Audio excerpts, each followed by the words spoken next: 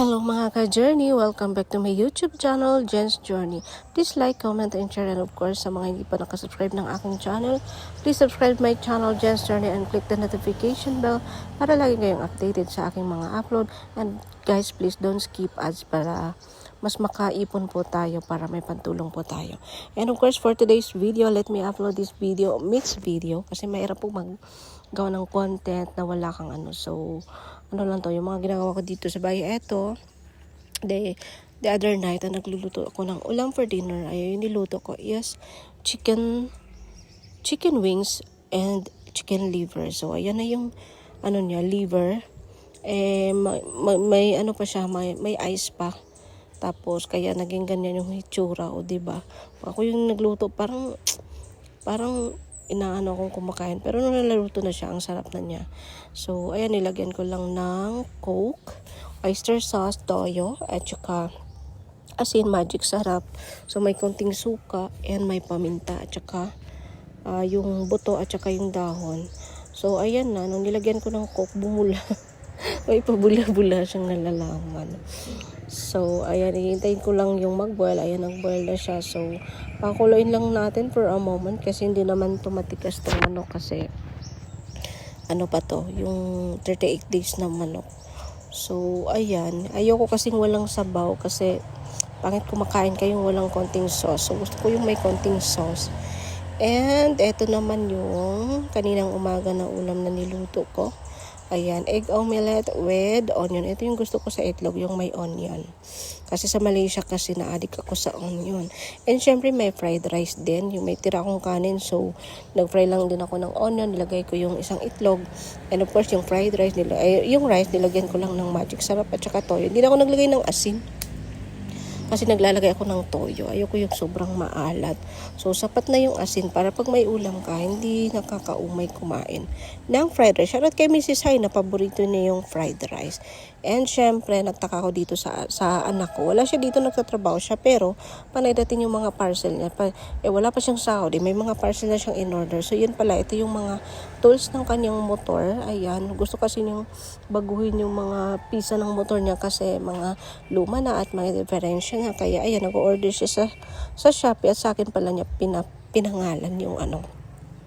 Para ako daw yung mag-receive kasi andun na siya sa trabaho ngayon. So, ayan, nagtaka ko sa ligid, naging 4. So, yun pa lang sa club, naging ano niya, na dalawa yun, na double press niya yung ano pag-order. Kaya na-short siya. So, ayan, parcel pa more. So, shoutout sa riders. Ayan, ito yung gusto ko sa mga riders na to kasi maaga niyang dinideliver. Ayan, nasanay na siya dito sa bahay ko. Kahit hindi makikita dun sa highway. Ayan, dito lang sa loob, papasok na talaga yan siya. And may isa pang rider na nag-deliver. Ito baguhan to kaya sinundo ko dito sa may highway. Kasi first time niyang nag-deliver dito sa bahay. And ang init ng panahon. Kaya kailangan magdala ng tubig yung mga nagbabiyahe. Lalo na yung mga rider na talagang sinasalubong nila yung init at saka ulan. So yan, na-receive ko na din yan. So ibang ano naman yan, pisas ng motor ng anak ko. So ganun, kahit walang pera, may parcel pa dun. Paano maniwala yung tao na walang pera? Diba? Kahit sasabihin mo walang pera, walang maniniwala sa'yo eh. Pera na lang siguro kung nagutom ka na, nagkasakit, iyon, maniwala sila. Pero yung magpo-post ka pa may ulam, may parcel, talaga maniwala. Pero guys, hindi naman ganun, no? So may mga parcel kailangang bilhin, no? So ganyan. Syempre, kahit mahirap tayo, kailangan pa rin natin kumain. Diba? So, sino ba naman ang ayaw kumain ng may ulam? So, ako naman, thankful sa partner ko na siya yung nag-support sa pagkain. Diba? So, yun, mahirap pa rin. Pero tuloy lang ang buhay. Ito naman yung pinili natin eh. Diba? So, ito na yung lot order niya. 5 parcel yung dumating. And syempre, gumala din dito sa bahay yung kapatid ko.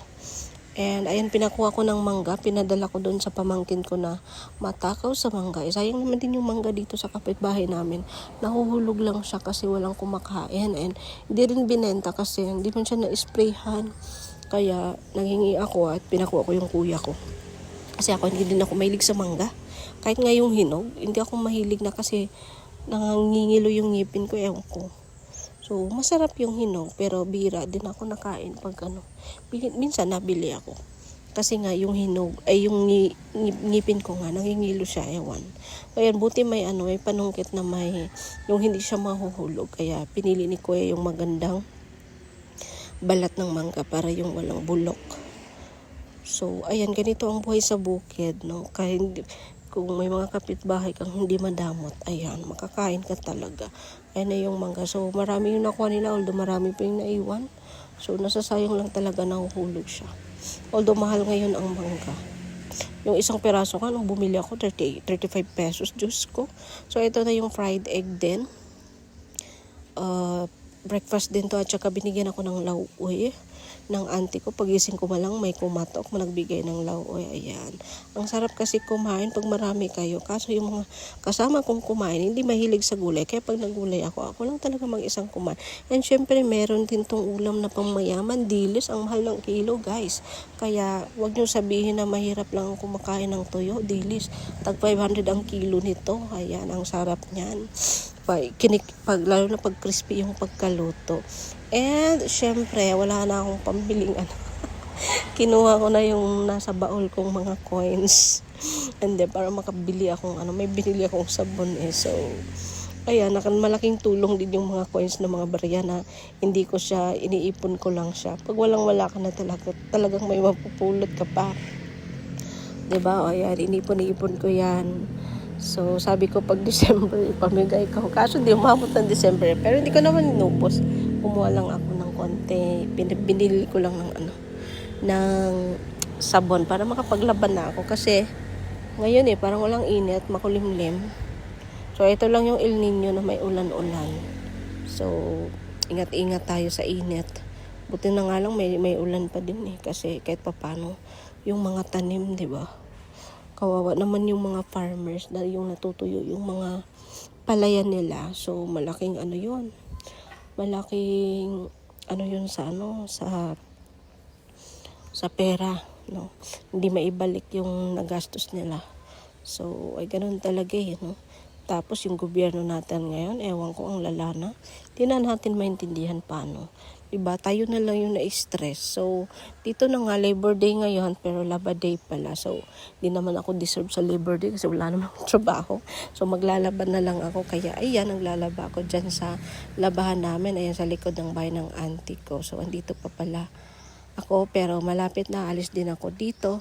And, so, ayan, ganun lang maglaba yung mahirap, guys. Walang washing. Ay, nakapagsampay na ako. Thank you for watching. Bye-bye.